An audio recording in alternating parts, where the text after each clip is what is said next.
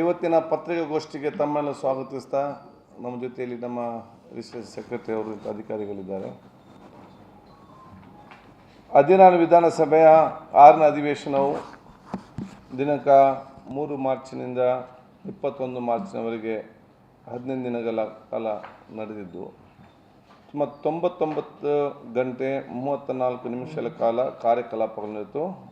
ಇದು ಬಹುಶಃ ನನಗೆ ಅತ್ಯಂತ ಒಂದು ಯಶಸ್ವಿಯ ಬಿಲ್ಲುಗಳು ಪಾಸಾದಂಥ ಒಂದು ಅಧಿವೇಶನ ಅಂತ ಹೇಳಲಿಕ್ಕೆ ನಾನು ಇವತ್ತು ಬಯಸ್ತೇನೆ. ಯಾಕಂತ ಹೇಳಿದರೆ ರಾಜ್ಯಪಾಲರ ಭಾಷಣ ಒಂದೇ ನಿರ್ಣಯದಲ್ಲಿ 14 ಸದಸ್ಯರು ಒಟ್ಟು 8 ಗಂಟೆಗಳ ಕಾಲ ಇವತ್ತು ಚರ್ಚೆ ನಡೆಸಿ ಮಾನ್ಯ ಮುಖ್ಯಮಂತ್ರಿಗಳು ಅದಕ್ಕೆ ಉತ್ತರ ಕೊಟ್ಟು 17ನೇ ತಾರೀಕಿಗೆ ಪ್ರಸ್ತಾವನೆ ಇವತ್ತು ಅಂಗೀಕರಿಸಲಾಯಿತು. ನಮ್ಮ ಬಜೆಟ್ಗೆ ಸಂಬಂಧಪಟ್ಟ ಹಾಗೆ ಸುಮಾರು 80 ಮಾನ್ಯ ಸದಸ್ಯರು ಒಟ್ಟು 28 ಗಂಟೆ 56 ನಿಮಿಷಗಳ ಕಾಲ ಚರ್ಚೆಯಲ್ಲಿ ಭಾಗವಹಿಸಿ ಮಾನ್ಯ ಮುಖ್ಯಮಂತ್ರಿಯವರು 21ನೇ ತಾರೀಕಿನ ಉತ್ತರ ಕೊಟ್ಟಿದ್ದಾರೆ. ಅದೇ ರೀತಿ ಬಹುಶಃ ಇವತ್ತು 3 ಖಾಸಗಿ ಬಿಲ್ಲುಗಳು ಅನ್ನು ಕೂಡ ಇವತ್ತು ಮಂಡಿಸಲಾಯಿತು. 2 ಖಾಸಗಿ ಬಿಲ್, 3 ನಿರ್ಣಯ, 4 ನಿರ್ಣಯ ಕೂಡ ಇವತ್ತು ಅಂಗೀಕರಿಸಲಾಯಿತು.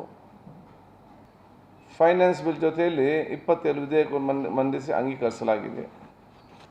ನಿಯಮ 60 ಅಡಿ ನೀಡಿದಂತಹ 3 ನಿಲುವಳಿ ಸೂಚನೆಗಳನ್ನು 29ಗೆ ಪರಿವರ್ತಿಸಿದನ್ನು ಸೇರಿದಂತೆ 4 ವಿಷಯಗಳ ಬಗ್ಗೆ ಅರ್ಧ ಗಂಟೆಯ ಆ ಚರ್ಚೆಯನ್ನು ಕೂಡ ಕೈಗೆತ್ತಿಕೊಳ್ಳಲಾಗಿದೆ. 3096 ಪ್ರಶ್ನೆಗಳನ್ನು ಸ್ವೀಕರಿಸಲಾಗಿದ್ದು ಸದನ ಉತ್ತರಿಸಬೇಕಾಗಿದ್ದ 195 ಪ್ರಶ್ನೆಗಳ ಪೈಕಿ 189 ಪ್ರಶ್ನೆಗಳಿಗೆ ಉತ್ತರಿಸಲಾಗಿದೆ.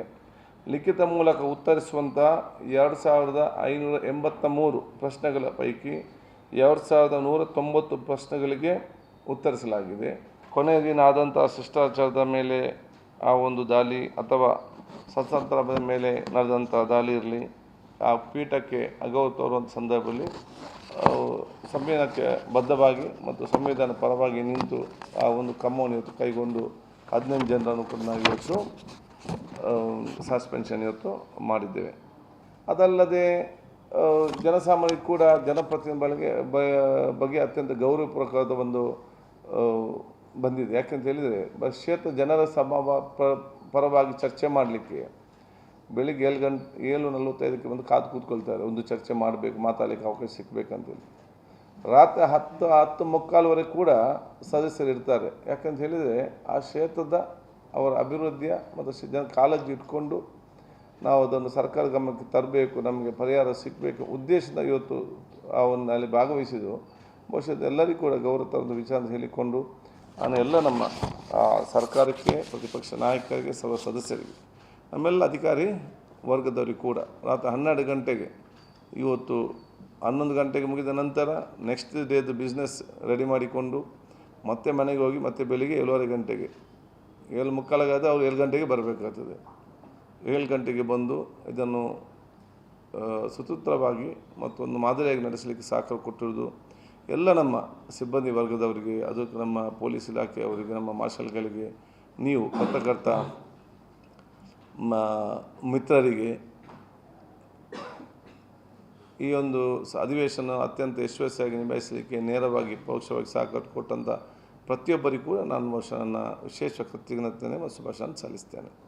ನಮ್ಮ ಕಾರ್ಯಕ್ರಮಗಳನ್ನು ನೀವು ನೋಡ್ತಾ ಇದ್ರೆ ನಮ್ಮ ಚಾನೆಲ್ ಅನ್ನ ಸಬ್ಸ್ಕ್ರೈಬ್ ಮಾಡಿ, ಪಕ್ಕದ ಬೆಲ್ ಐಕಾನ್ ಒತ್ತಿ ನಮ್ಮನ್ನ ಬೆಂಬಲಿಸಿ. ಹಾಗೆ ನಮ್ಮ ಕಾರ್ಯಕ್ರಮಗಳನ್ನ ಲೈಕ್ ಮಾಡಿ, ಕಮೆಂಟ್ ಮಾಡಿ, ಅದನ್ನ ಬೇರೆಯವರಿಗೂ ವಾಟ್ಸ್ಆಪ್ ಮೂಲಕ ಶೇರ್ ಮಾಡಿ. ನೀವು ಹೀಗೆ ಮಾಡಿದಾಗ ನಮ್ಮ ಚಾನೆಲ್ ಮತ್ತಷ್ಟು ಜನರಿಗೆ ತಲುಪಲು ನೀವು ನಮ್ಮೊಂದಿಗೆ ಸಹಕರಿಸಿದ ಹಾಗಾಗುತ್ತೆ. ಇದು ನೀವು ಯಾವುದೇ ಖರ್ಚಿಲ್ಲದೆ ಕೆಲವೇ ಸೆಕೆಂಡುಗಳಲ್ಲಿ ನೀಡಬಹುದಾದ ಸಹಕಾರ. ಧನ್ಯವಾದಗಳು.